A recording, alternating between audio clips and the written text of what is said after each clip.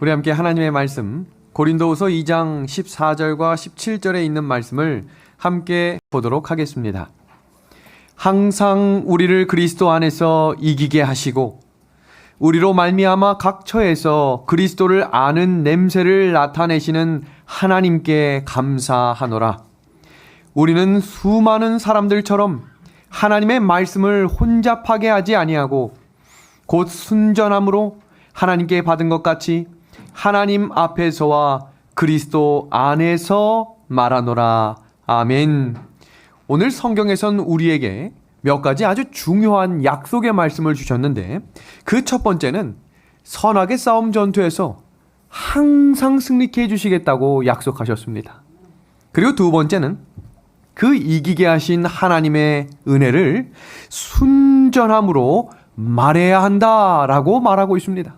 그런데 여기에 중요한 전제 조건이 있는데 항상 이기게 하시는 그 원리 그리고 순전함으로 말할 수 있는 이 원리는 반드시 그리스도 안에서 이루어진다는 것입니다. 여기 붉은색 밑줄을 봐주시기 바랍니다. 그리스도 안에서 뭐하게 해주시는 거예요? 이기게 하시고 그리스도 안에서 뭐하게 하시는 거예요? 말하게 하시는 것입니다. 그 사람들에게 뭐가 나게 하겠다라고 이야기하고 있습니까? 이 붉은 밑줄 한번 같이 읽어주시길 바랍니다. 그리스도를 시작. 그리스도를 아는 냄새를 나타내겠다라고 했는데 이어지는 성경 구절에는 그것을 그리스도의 향기다라고 이야기했습니다. 여러 번 그리스도의 향기 들으셨을 텐데 그 의미는 그리스도 안에 있는 사람들이 경험하는 승리입니다. 그리스도 안에 있는 사람들이 경험하는 순전한 간증을 누구에게만? 그리스도 안에 있는 자들에게 허락하시겠다 약속하셨습니다. 오늘 22번째 강의 이 다니엘서 강의는 우리가 그리스도 안에 거하는 사람들로 세상을 승리할 수 있는 원리를 함께 공부해 보려고 합니다. 오늘 배우는 내용은 다니엘 8장을 공부하기 위한 우리 예행 연습과 또 마음의 준비를 하기 위한 아주 중요한 강의입니다. 우리 함께 기도하고 오늘 말씀을 시작합니다. 하나님 우리 아버지, 우리가 그리스도 안에서 승리함을 경험하게 도와주시옵소서. 그리하여 예수 그리스도의 향기가 되게 하셔서 예수님이 드러나는 주의 참된 그리스도인들이 될 수 있도록 인도하여 주시기를 예수 그리스도의 이름으로 간절히 기도하옵나이다. 아멘. 오늘이 성경 본문에 나타난 이 생활을 몸소 보여줬던 한 백성이 있었습니다. 그 사람들은 바로 이스라엘 백성들이었습니다. 그리스도 안에서 걸어가서 승리가 무엇인지를 알게 하셨고 그리스도 안에서 그 말씀을 듣고 전함으로 하나님이 어떠한 분이신지를 가르쳐 주셨습니다. 민수기의 말씀 한번 볼까요? 여기 노란색 글씨에 무려 5번에 걸쳐서 강조하고 반복되는 한 단어는 한 가지였습니다. 이스라엘 자손이 여호와의 명령을 따라 행진하였고 여호와의 명령을 따라 진을 쳤으며 구름이 성막 위에 머무는 동안에는 그들이 진영에 머물렀고 이어지는 구절을 보면 어떤 때는 하루를 어떤 때는 일주일을 어떤 때는 1년을 누구의 말씀이 임하지 않으면 여호와의 말씀이 임하지 않으면 기다리는 백성이 하나님의 백성들의 특징이었습니다. 이어지는 구절입니다. 곧 그들이 여호와의 명령을 따라 진을 치며 여호와의 명령을 따라 행진하고 또 모세를 통하여 이르신 여호와의 명령을 따라 여호와의 직임을 지켰더라. 아멘. 그래서 성경 지석을 보면 그들은 걸어가는 발걸음 자체가 전도였다라고 되어 있습니다. 그것을 신약 성경에서는 그리스도의 향기다라고 말하고 있는 것입니다. 그렇다면 하나님의 명령을 따라 걸어갔던 그들은 만사형통했을까요? 하는 모든 일들이 다 즐겁고 하는 모든 일들마다 문제되는 것이 하나도 없었을까요? 그렇지 않다는 것입니다. 그럼 오늘 본문 성경에서는 하나님의 말씀을 따라가다가도 문제를 만날 수 있는 환경과 장면들을 이야기하고 있습니다. 출애굽기 17장 1절의 말씀입니다.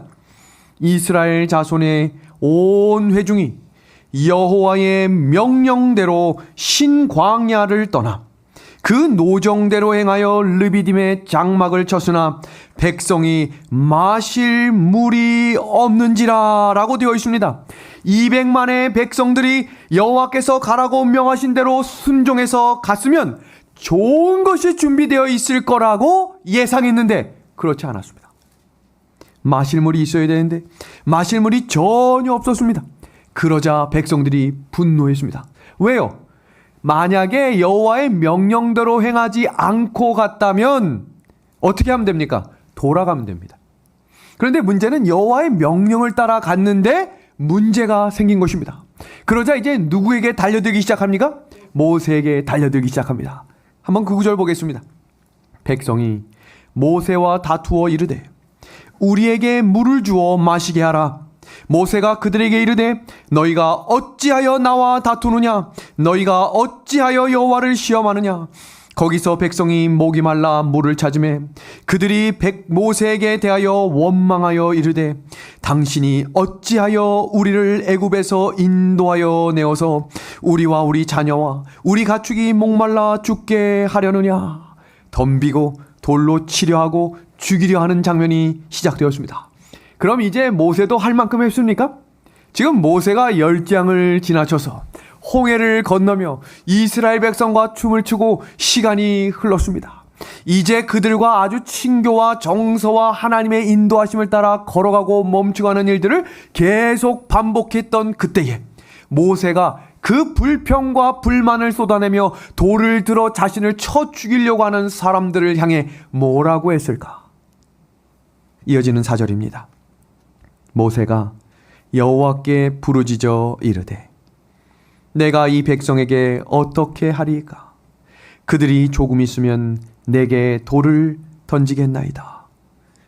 여기 같은 길을 가고 있는데 전혀 다른 태도의 두 부류가 나타나고 있습니다.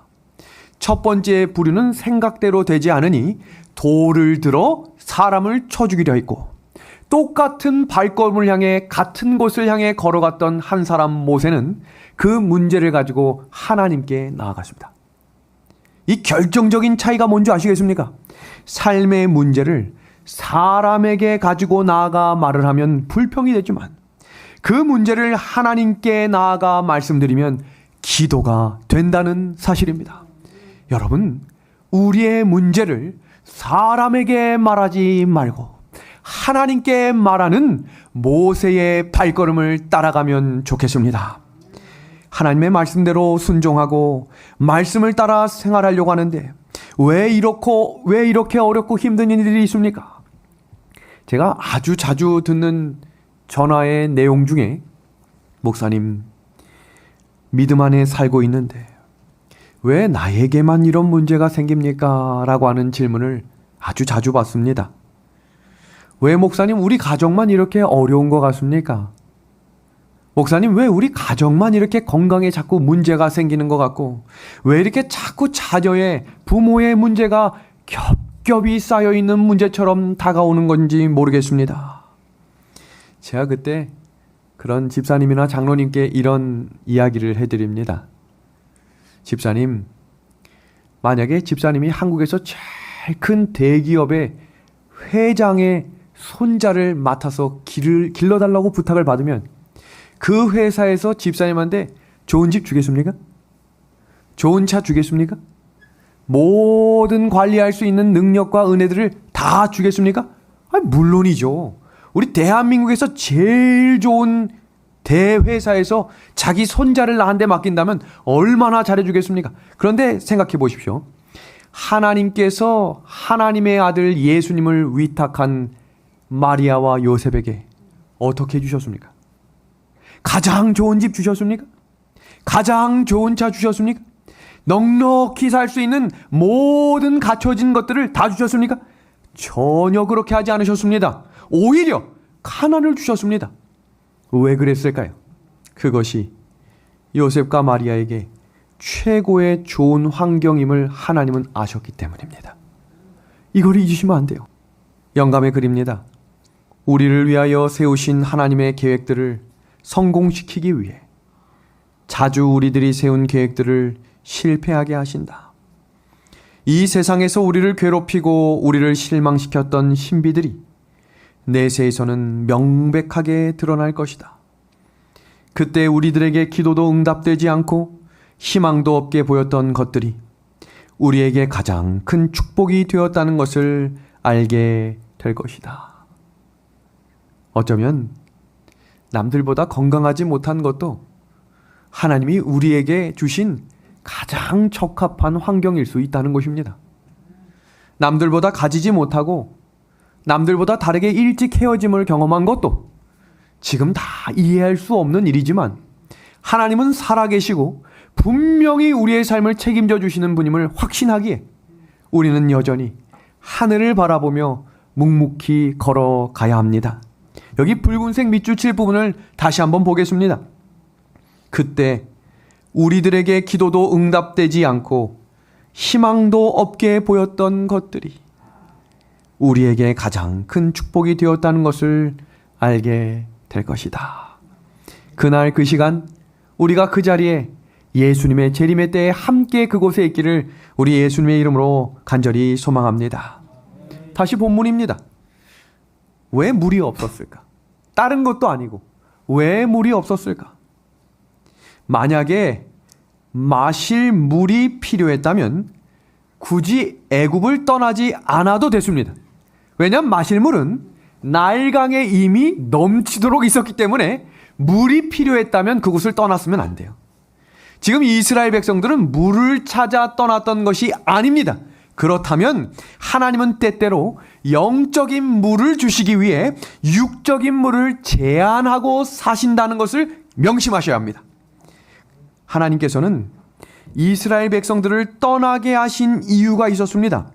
그 이유를 깨닫게 하시기 위해서 하나님께서는 불평하고 돌로 치려했던 이스라엘 백성들에게 한 조치를 취하시는데 그 이야기가 출애굽기 17장 8절에 기록되어 있습니다. 지금 이 순서를 잘 보셔야 합니다. 지금 불평, 불만으로 가득 차 있었던 이스라엘 백성들에게 하나님이 허락하신 한 가지 일은 무엇일까? 출애굽기 17장 8절입니다. 그때에 아말렉이 와서 이스라엘과 르비딤에서 싸우니라. 그들이 도착했던 땅은 르비딤이었습니다. 지금 보시는 이 그림이 지금 현재 팔레스타인 지역에 있는 르비딤입니다. 지금 이 지역의 특징을 보시면 산으로 둘러싸여서 중앙에 이렇게 움푹 패여 있는 곳입니다. 그러니까 전쟁을 할 때 전쟁하기 좋은 곳이겠어요? 위험한 곳이겠어요?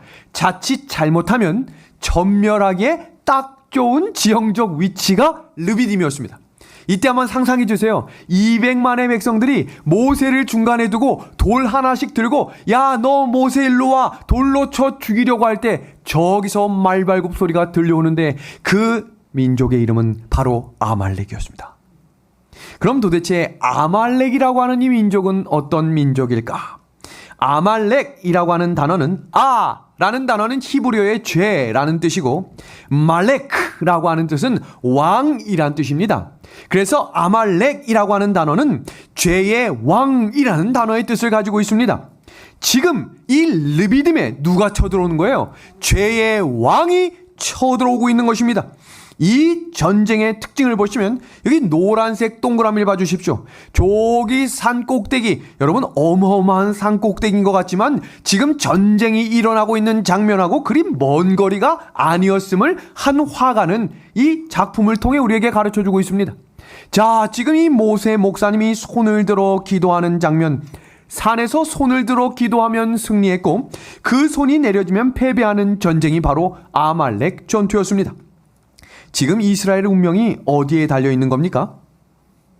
기도하는 모세의 손에 달려있는 것입니다. 이스라엘 백성들이 여기서 깨달아야 할 것이 하나 있었는데 기도하는 모세 옆에서 아론과 훌이 그 기도를 도와주었다는 것입니다. 여기 밑에 나온 글씨를 한번 같이 봅니다. 우리는 지도자의 팔을 들어올리는 백성들이 되어야지 끌어내리는 백성이 되어서는 안 됩니다. 지도자의 팔을 끌어내리면 나도 죽는다는 것을 잊으시면 안 되겠습니다. 도와주고 협력하는 자들이 되어야지 공격하고 반대하는 자들이 되어서는 안 된다는 것입니다.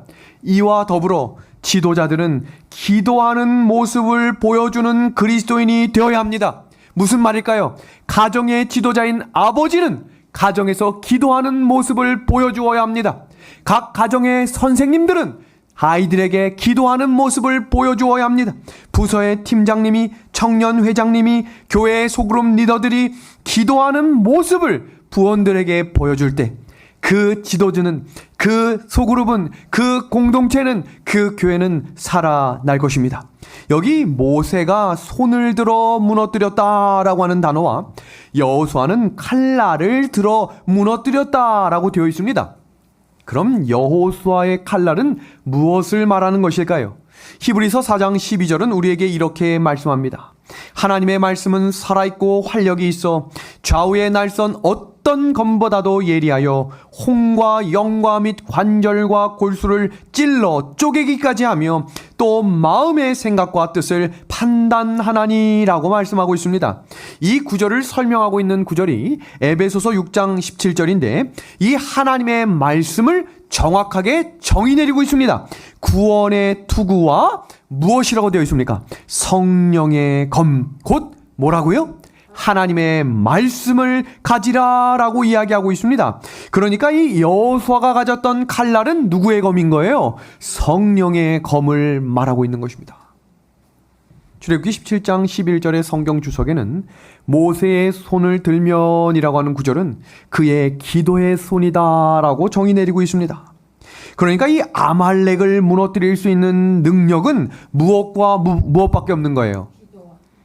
기도와 말씀밖에 없음을 우리에게 가르쳐주고 있는 것입니다. 죄의 왕을 무너뜨릴 수 있는 힘은 기도와 말씀밖에 없는 것입니다. 이 싸움은 사람이 싸우는 싸움이 아니라 여호와 하나님이 싸우시는 싸움이라고 우리에게 가르쳐주고 있습니다.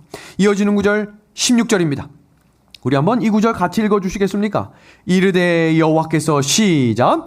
이르되 여호와께서 맹세하시기를 여호와가 아말렉과 더불어 대대로 싸우리라 하셨다 하였더라. 아멘. 여기 뭐라고 되어 있어요? 이 아말렉의 전투에 정의를 내렸는데 이건 모세가 싸우는 것도 아니고 여호수아가 싸우는 것도 아니면 누가 싸우는 싸움이라고요? 여호와가 싸우는 싸움인데 이 싸움은 그 한 번으로 끝나는 것이 아니라 어떻게 싸우겠다고 되어 있어요? 대대로 싸우겠다. 이 약속은 실제로 사사시대에도 그 다음 사무엘 시대와 사울 시대에도 계속해서 그 싸움은 이어져 왔습니다. 그러니까 그 싸움은 누구의 싸움이라는 거예요? 하나님에 속한 전쟁이라고 이야기하는 것입니다. 에베소서 6장에 우리의 싸움은 혈과 육에 대한 싸움이 아니라 뭐라고 했습니까? 영에 대한 싸움이다 라고 말하고 있는 것입니다. 이 싸움은 예수님의 재림 때까지 죄와의 싸움은 계속될 것인데 이 싸움이 누구의 싸움임을 잊지 말라는 거예요? 여호와의 싸움임을 잊어서는 안 된다는 것입니다. 성경 사무엘상 15장 2절과 3절입니다. 사무엘 시대에 사울 왕에게 하나님께서 명령을 내리십니다. 보겠습니다.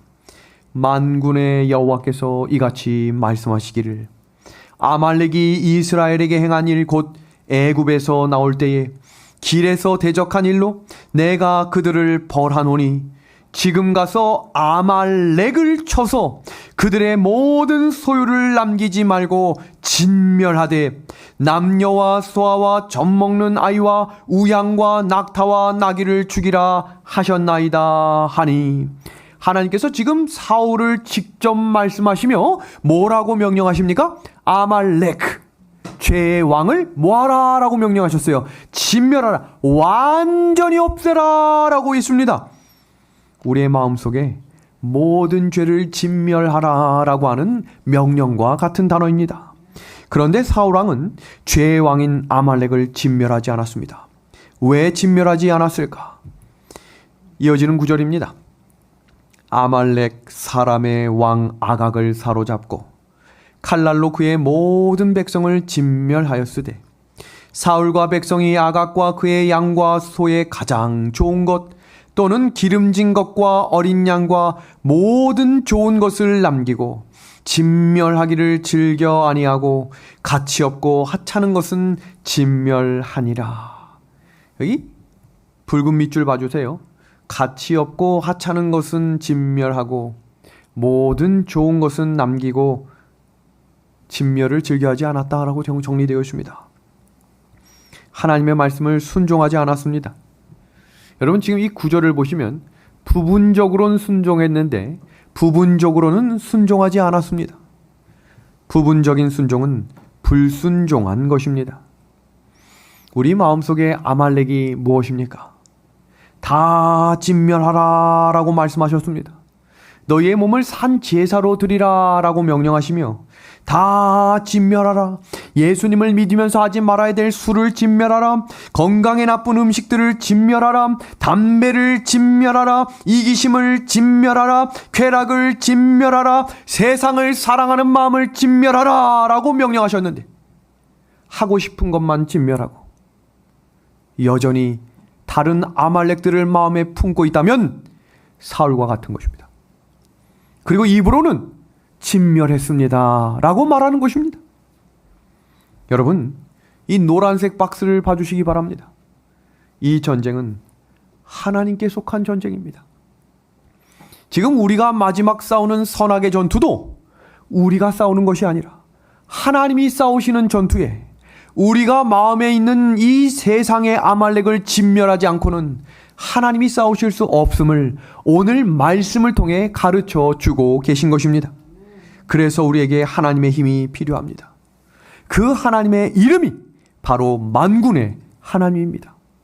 이어지는 구절 10절과 11절입니다.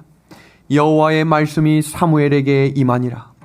이르시되 내가 사울을 왕으로 세운 것을 뭐하겠다 후회하노니 내가 돌이켜서 나를 따르지 아니하며 내 명령을 행하지 아니하였음이니라 하신지라. 사무엘이 근심하여 온 밤을 여호와께 부르짖으니라. 아멘. 하나님께서 사울을 왕으로 세우신 것을 후회하셨다라고 이야기합니다. 하나님께서 이제 사무엘에게 사울에게 가서 책망을 전하라 라고 말씀하셨습니다. 자, 여기서 한번 주목해 주십시오. 우리는 우리를 힘들게 한 사람을 위해 밤새 원망은 할 수 있어요. 그런데 그 사람을 위해 밤새 기도하실 수 있는 분들 계십니까? 사무엘은 지금 하나님이 사울을 선택한 것을 후회한다라고 하는 말을 들었을 때 그는 사울을 위해 밤새 기도하는 사람이었습니다. 하나님의 사람입니다. 그리고 다음날 사울 왕 앞에 가서 엄하게 하나님의 말씀을 증거합니다. 이어지는 구절입니다. 사무엘이 사울을 만나려고 아침에 일찍 일어났더니 어떤 사람이 사무엘에게 말하여 이르되 사울이 갈멜에 이르러 자기를 위하여 기념비를 세우고 발길을 돌려 길갈로 내려갔다 하는지라. 여러분 여기 노란색 박스의 단어를 주목해 주시길 바랍니다. 사무엘이 사울을 만나려고 갈 때 아침에 일찍이 일어났습니다. 성경 역사 속에서 역사적인 중요한 결단이나 사건 앞에는 모두가 동일하게 한 공통점이 있는데 그것은 새벽에 일어나 하나님께 무릎을 꿇었다는 것입니다. 창세기 22장에 하나님께서 아브라함에게 너의 독자 이삭을 제물로 바치라 라고 하는 그 말씀을 듣고 아브라함이 처음으로 했던 일은 바로 새벽에 일어나 하나님께 간절히 기도했다는 사실입니다. 아들을 제물로 바치라는 그 명령을 받고 얼마나 고민되고 염려되었을 아브라함의 심령을 기억해 주십시오. 새벽을 깨웠습니다. 여리고성을 돌고 무너뜨린 그 시간에도 이스라엘 백성들은 전부 새벽을 깨우며 준비했습니다. 홍해를 건널 때에도 요단강을 건널 때에도 아이성을 무너뜨릴 때에도 하나님의 백성들의 공통점은 새벽을 깨우며 그 길을 전진해 나갔다는 것입니다. 여러분 이 새벽을 깨우는 게 왜 그토록 중요할까? 죄의 새벽을 무너뜨리는 습관은 우리의 새벽을 깨우는 일이 매우 중요합니다. 여러분 지금 밖이 어두워지고 있죠? 밖이 어두워지면 죄가 창궐해 가고 있음을 명심하셔야 합니다. 지금 보는 이 그림을 한번 봐주시기 바랍니다. 이게 지금 아침, 점심, 저녁 중에 언제일까요? 밤입니다. 밤은 음주와 음란과 광란과 쾌락이 넘쳐나는 시간이 밤입니다. 범죄율도 약 80%가 밤에 일어납니다. 그게 무슨 말일까요? 밤이 죄의 날이다, 죄의 시작이다 라고 이야기하고 있습니다. 반면에 새벽은 뭘 의미하나 봐주십시오. 여러분, 이렇게 광란의 밤을 지내다가도 새벽 4시가 되고 5시가 되면 이제 정리가 됩니다. 길거리에 너부러져 있었던 여러 가지 지저분한 것들이 깨끗하게 청소되는 시간은 새벽입니다. 그리고 새벽은 술 취한 사람들이 걸어다니는 시간이 아니라 새벽을 깨우며 일어나는 사람들의 발걸음이 분주히 일어나는 시간임을 기억하셔야 합니다.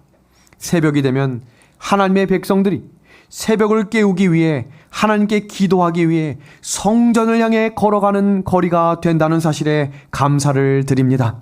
새벽이 모든 것이 깨끗해지는 시간임을 기억하므로 우리의 중요한 문제가 있을 때만이 아니라 평소의 신앙을 하나님께 가장 중요한 첫 시간을 드리는 새벽의 사람들이 되시기를 우리 예수님의 이름으로 소망합니다.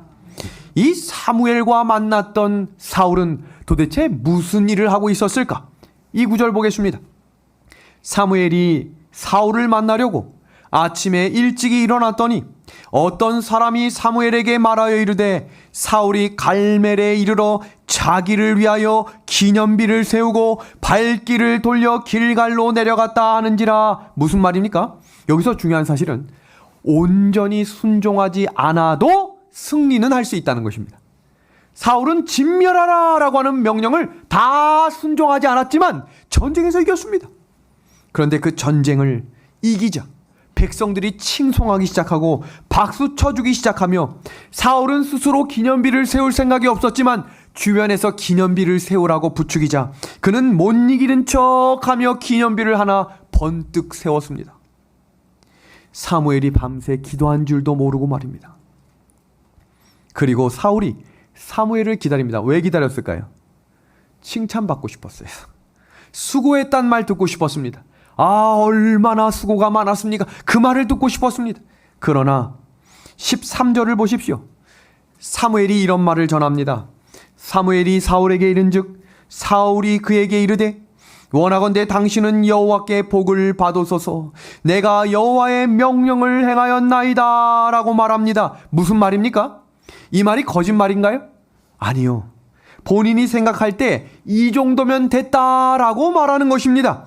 다 멸하지 않았는데 웬만큼 멸했으니 이 정도면 열심히 신앙하는 거 아닙니까? 라고 말하고 있는 것입니다. 그러니 이제 나를 좀 칭찬해 주십시오.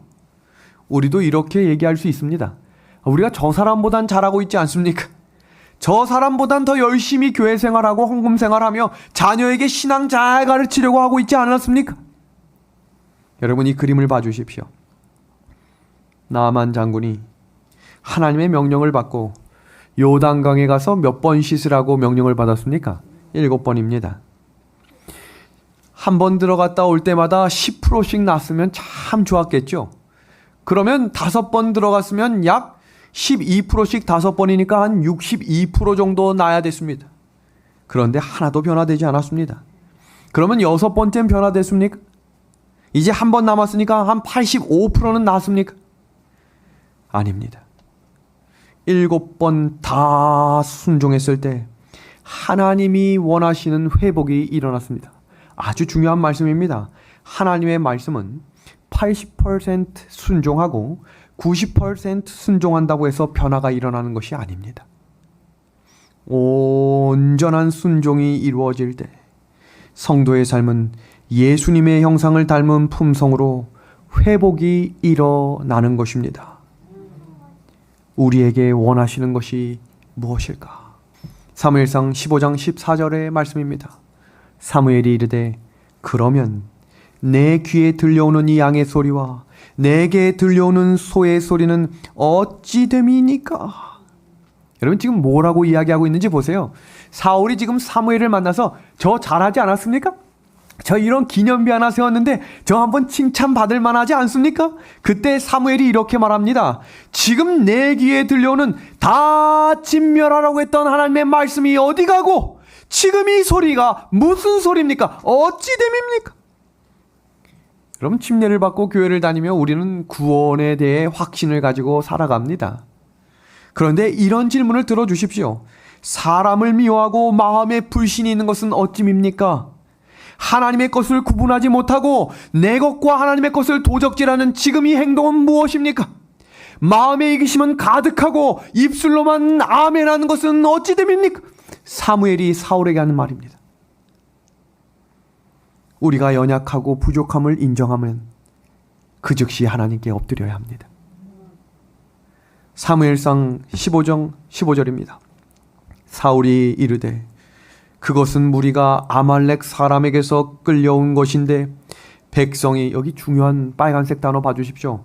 당신의 하나님 여호와께 제사하려 하여 양들과 소들 중에서 가장 좋은 것을 남기며 그 외의 것은 우리가 진멸하였습니다 라고 이야기합니다. 여기 중요한 것은 사울이 사무엘에게로부터 책망이 시작되자 죄의 탓을 누구에게 돌린지를 보세요.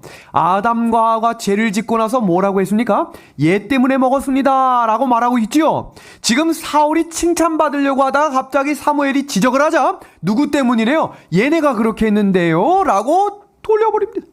그러면서 여기 보세요. 당신의 하나님이라고 합니다. 사울은 어느 순간부터 하나님이 나의 하나님이 아니라 사무엘의 하나님을 섬기고 살았습니다. 여러분, 이랬던 한 명의 인물이 있습니다. 그 사람이 바로 롯입니다. 롯은 아브라함하고 다닐 때는 믿음이 좋은 것처럼 보였어요. 왜냐하면 아브라함을 따라했기 때문입니다. 그런데 아브라함으로부터 나누어지는 그때 그의 시선에 들어왔던 것은 풍요와 풍족이었습니다. 아브라함과 헤어지고 롯은 넘어졌습니다. 왜냐하면 나의 하나님이 없었기 때문입니다.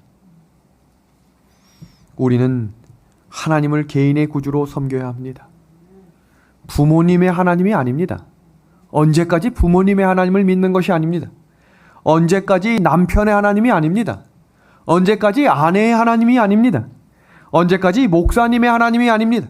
언제까지 장로님의 하나님이나 집사님의 하나님이 아닙니다. 이제는 여러분 개인의 하나님을 만나고 개인의 하나님을 섬기며 나의 구주 되심을 고백하는 간증의 신앙을 하시기를 간절히 소망합니다. 사울에게는 그 신앙이 없었어요. 사울 왕이 아각을 살려둡니다. 아말렉의 왕 아각을 살려둡니다. 그 결과 어떤 일이 일어났을까? 그 이야기가 시대가 흘러 에스더의 시대로 넘어갑니다. 에스더 2장 5절입니다. 도성 수산에 한 유다인이 있으니 이름은 모르드게라. 그는 베냐민 자손이니 기스의 증손이요 시므의 손자요 야일의 아들이라. 신실한 사람 모르드게가 등장하는데 한 사건이 일어납니다. 대궐문에 있는 왕의 모든 신하들이 다 왕의 명령대로 하만에게 꿇어 절하되 모르드게는 꿇지도 아니하고 절하지도 아니했다라고 이야기합니다. 왜 절하지 않았을까요? 고집불통이었기 때문일까요? 자존심 때문이었을까요? 그렇지 않습니다. 모르드게는 하만이 어떤 사람인지 알았기 때문입니다. 이어지는 구절을 보시면 하만은 아말렉의 사람이었습니다. 아말렉 어떤 사람이었습니까? 죄의 왕. 그 대표자가 바로 하만이었습니다. 이어지는 구절 4절과 5절입니다. 날마다 고나되 모르드게가 듣지 아니하고 자기는 유대인임을 알렸더니 그들이 모르드게 일이 어찌되나 보고자 하여 하만에게 전하였더라. 하만이 모르드게가 무릎을 꿇지도 않고 절하지도 않고 매우 열받게 했습니다. 그러나 날마다 권했다는 이 단어에 주목해 주시길 바랍니다. 이 날마다는 죄의 특징입니다. 죄는 가끔씩 오지 않고 날마다 우리를 찾아온다는 것을 기억하십시오. 요셉을 유혹하는 보디발의 아내의 특징을 봅니다. 여인이 날마다 요셉을 청하였으니 요셉이 듣지 아니하여 동침하지 아니할 뿐더러 함께 있지도 아니하더라. 죄는요, 이겨내겠다고 옆에 두시면 위험한 것입니다. 죄의 이야기는 듣지도 마셔야 합니다. 보지도 말아야 합니다. 죄와 가까이 하셔선 안 된다는 것입니다. 누군가가 옳지 않은 소리를 자꾸 하면 귀를 닫아버리셔야 합니다. 그런데 그 소리를 듣고 마음에 담아두다 보면 분노할 때가 있어서 이렇게 말하는 거예요. 듣자 하니 참다 못 참겠네. 왜요? 자꾸 듣기 때문입니다. 이어지는 에스더서 3장 6절입니다. 그들이 모르드게의 민족을 하만에게 알림으로 하만이 모르드게만 죽이는 것이 부족하다 생각하여 아하수에로의 온 나라에 있는 유다인 곧 모르드게의 민족을 다 멸하고자 하더라. 왜 하만이 이렇게 했을까요? 모르드게가 듣지 않았기 때문일까요? 유혹에 넘어가지 않았기 때문일까요? 아닙니다. 그 이유는 다음과 같습니다. 에스더 2장 5절입니다. 도성 수산에 한 유다인이 있으니 이름은 모르드게라. 그는 베냐민 자손이니 기스의 증손이요. 이 구절이 어디에 나오는가? 사무엘상 9장 1절을 보세요. 베냐민 지파의 기스라 이름하는 유력한 사람이 있으니 기스의 아들이 있으니 그의 이름은 뭐라고 되어 있습니까? 사울입니다. 하만은 뭘 알고 있었냐면 역사를 정확히 알고 있었어요. 사울 왕에게 아각이 끌려갔던 그 포로의 현장 속에 그 모욕적인 것을 기억했던 사람이 하만이었습니다. 그때 하나님이 어떻게 하라고 하셨죠? 진멸하라 했습니다. 그 말씀을 순종하지 않자 세대가 지나 그 일을 거꾸로 하는 일의 주인공이 됐던 사람이 바로 하만입니다. 에스더 3장 1절입니다. 그 후에 아하수에로 왕이 아각 사람 함드다다의 아들 하만의 지위를 높여, 이제 보이십니까? 아각의 사람 하만입니다. 사울이 살려준 아각의 후손이 바로 하만입니다. 하나님의 말씀을 온전히 순종하지 못하면 반드시 그 일로 위급한 일이 생기게 됩니다. 하나님이 진멸하라고 하는 죄를 진멸하지 못하면 결국 그 죄 때문에 넘어지게 될 것입니다. 술을 진멸하지 못하면 술 때문에 넘어지게 될 것입니다. 음식을 구별하지 못하면 그 음식 때문에 내가 넘어짐을 경험하게 될 것입니다. 분노를 진멸하지 못하면 그 분노가 결국 나를 넘어지게 할 것입니다. 모르드게는 그 역사적인 사실을 알고 있었기 때문에 에스더를 철저히 교육시킵니다. 한번 보겠습니다. 에스더 2장 10절입니다. 에스더가 자기의 민족과 종족을 말하지 아니하니 이는 모르드게가 명령하여 뭐 하지 말라고 교육받았어요? 말하지 말라 하였습니다. 왜요? 왜 철저히 교육했죠? 너가 사울의 증손이란 걸 알면 아말렉을 멸하려고 했던 것처럼 우리 유대민족을 멸하려고 할 것이다. 그러니 너가 유대민족이라고 하는 사실을 절대 발설해서는 안 된다라고 교육시킵니다. 그래서 하만도 에스더가 사울의 증손인지 몰랐다고 있습니다. 에스더는 모르드게가 명령한 대로 그 종족과 민족을 말하지 아니하니 그가 모르드게의 명령을 양육받을 때와 같이 따름이더라. 하만은 모르드게가 자꾸 절을 안 하니까 뒷조사를 시킵니다. 뒷조사를 해보니까 누구예요? 치욕의 역사의 주인공이었던 사울의 증손이라는 사실을 알고 유대민족 전체를 다 죽이라고 명령을 하는 것입니다. 이것은 선악의 대쟁투입니다. 이게 누구에게 속한 전쟁이라 했어요? 아까 아말렉하고의 전투는 여호와께 속한 전쟁입니다. 그러면 이 전쟁은 누구의 방법으로 이겨야 되는 거예요? 하나님의 방법으로 이겨야 합니다. 이것이 오늘 말씀의 주제입니다. 하늘의 방법으로 세상을 이길 줄 아는 사람들이 되어야 하는 것입니다. 이제 이어지는 말씀입니다. 모르드게가 그를 시켜 에스더에게 회답하되 너는 왕궁에 있으니 모든 유다인 중에 홀로 목숨을 건지리라 생각하지 말라. 이때에 내가 만일 잠잠하여 말이 없으면 유다인은 다른 데로 말미암아 노임과 구원을 얻으려니와 너와 내 아버지 집은 멸망하리라. 내가 왕후의 자리를 얻은 것이 이때를 위함이 아닌지 누가 알겠느냐. 모르드게는 이 에스더가 사촌 여동생입니다. 그런데 성경을 보면 딸처럼 키웠다고 되어 있습니다. 그 에스더가 아주 훌륭한 여인으로 영적으로 성장했고 효심이 깊은 여인으로 자라납니다. 그 에스더가 이 모르드게의 편지를 받고 이렇게 회신의 단문을 보냅니다. 이어지는 구절입니다. 당신은 가서 수산에 있는 유다인들을 다 모으고 나를 위하여 금식하되 밤낮 3일을 먹지도 말고 마시지도 마소서. 나도 나의 시녀와 더불어 이렇게 금식한 후에 규례를 어기고 왕에게 나아가리니. 여기 아주 유명한 명언이 나와 있죠. 죽으면 죽으리라 하니라. 두려울 것이 없는 신앙입니다. 목숨을 건 기도가 시작된 것입니다. 그리고 하나님의 방법으로 세상과 싸우자 하나님이 놀라운 일을 일으키십니다. 3일 후에 왕의 명령 없이 왕 앞에 나아갑니다. 자, 여기서 질문합니다. 3일 동안 먹지 않고 물도 안 마시고 음식도 안 먹고 잠도 줄였던 에스더가 이뻐졌을까요? 얼굴이 푸석푸석해졌을까요? 이걸 생각하셔야 돼요. 지금 왕 앞에 나아가는 에스더의 태도와 보여지는 모습이 과연 아름다웠을까를 생각하셔야 합니다. 아시는 것처럼 당대 왕 앞에는 부르지 않았을 때 갔다가 거절당하면 죽는 겁니다. 그런데 지금 에스더는 아주 최고의 아름다운 모습이 아니라 3일 밤낮을 기도하고 먹지 않고 물도 먹지 않은 상태에서 갔으니 상상을 한번 해주세요. 어떤 모습으로 갔을까? 그런데 왕이 이렇게 이야기했어요. 매우 사랑스러움으로. 그럼 여기서 질문입니다. 왕이 사랑스럽게 본 겁니까? 하나님이 왕에게 그렇게 보이게 하신 겁니까? 이게 중요한 거예요. 우리는 우리의 모습을 내가 준비한다라고 생각하지만 하나님은 우리를 준비시키실 뿐만 아니라 다른 이들에게 우리에게 보여지는 모습까지도 준비시켜 주시는 분임에 감사를 드립니다. 하나님이 왕의 마음과 눈을 변화시켜 주신 것입니다. 그리고 에스더가 왕의 잔치에 초대하며 하만도 함께 올 것을 왕에게 정중하게 요청합니다. 그리고 잔치가 벌어졌죠?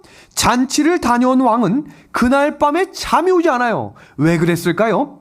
그리고 잠이 오지 않는 왕은 역대 왕의 일기를 가져오라고 명령합니다. 이것 또한 하나님의 섭리라고 영감의 글은 이야기하고 있습니다. 이어지는 구절입니다. 에스더 6장 1절에서 2절입니다. 그날 밤에 왕이 잠이 오지 아니하므로 명령하여 역대 일기를 가져다가 자기 앞에서 읽히더니 그 속에 기록하기를 문을 지키던 왕의 두넷이 빅다나와 데레스가 아수에로 왕을 암살하려는 음모를 모르드게가 고발하였다 하였는지라. 왕이 깜짝 놀랐어요. 이거 역모를 고발했다, 역모를 막았다라고 하는 것은 대단한 업적이었는데 왕이 질문합니다. 그래서 모르드게가 받은 게 뭐가 있냐? 근데 일기를 보니까 받은 게 없어요. 여러분, 교회에서 일하면서 아무도 알아주지 않을 때 섭섭하신 적 있었습니까? 모르드게가 섭섭했을까요? 성경 어딜 봐도 섭섭했다라는 구절은 없습니다. 그런데 주목하실 것은 하나님께서는 오늘 내가 상을 받지 못하면 내일 더 큰 상으로 보답하시겠다고 성경에 약속하셨습니다. 전에 섭섭한 마음이 혹시 계시면 염려하지 마십시오. 하나님께서 더 큰 상급을 준비하고 계심을 믿으시길 바랍니다. 시편 17편 14절 말씀입니다. 여호와여, 이 세상에 살아있는 동안 그들의 분깃을 받은 사람들에게서 주의 손으로 나를 구하소서. 그들은 주의 재물로 배를 채우고 자녀로 만족하고 그들의 남은 산업을 그들의 어린 아이들에게 물려주는 자니이다. 그러나 하나님은 모르드게가 다 잊혀진 듯 시간이 흘렀지만 하나님은 그 결정적인 때에 아주 중요한 순간에 모르드게 했던 그 일들을 다시 깨우셨습니다. 그리고 왕이 내가 이 모르드게를 어떻게 상을 줘야 할까 고민하다가 하만이 마침 들어왔습니다. 그래서 하만에게 뭐라고 말합니까?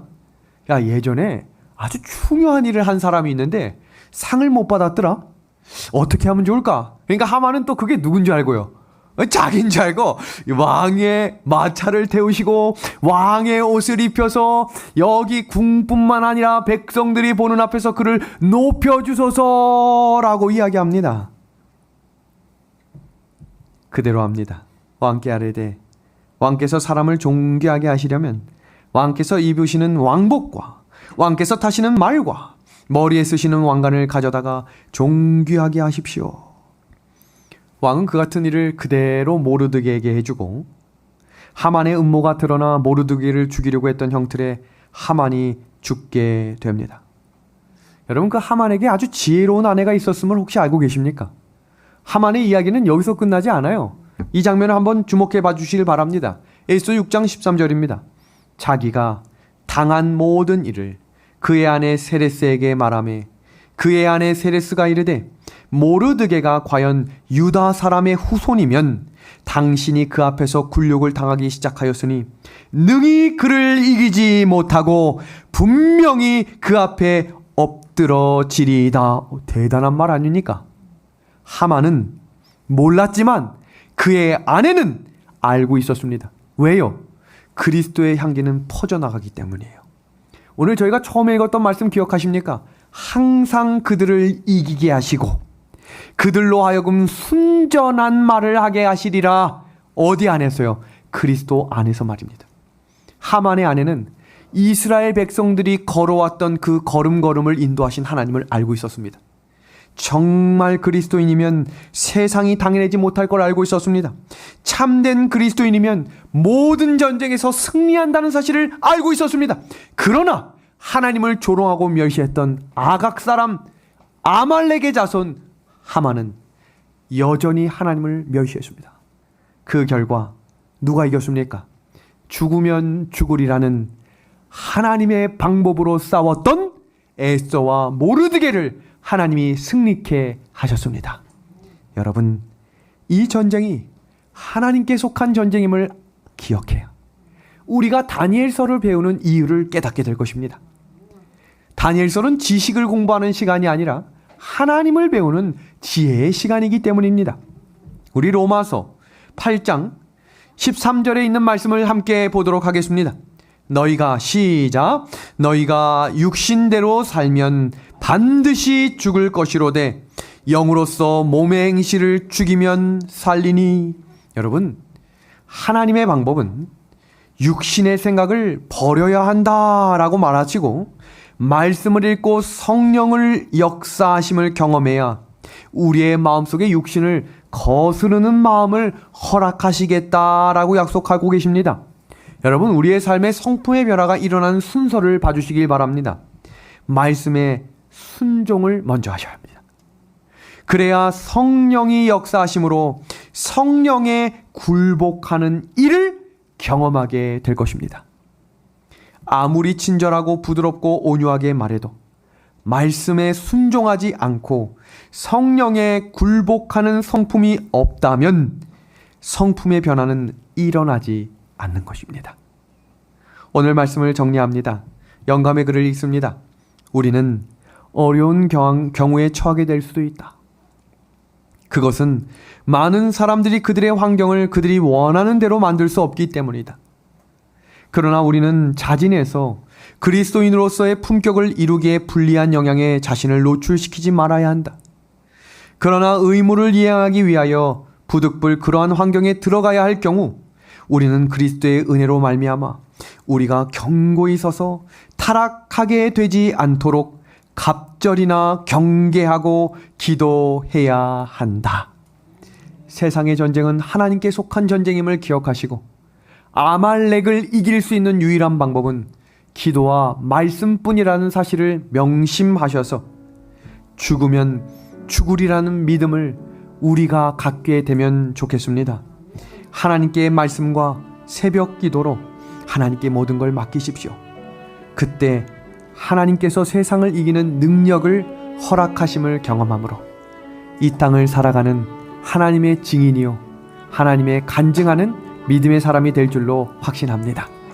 오늘 우리에게 주신 하늘의 방법으로 세상과 싸우라, 이 말씀을 마음에 새기시는 귀한 말씀의 시간이 되길 소망하며 오늘 저녁 공부를 마치도록 하겠습니다.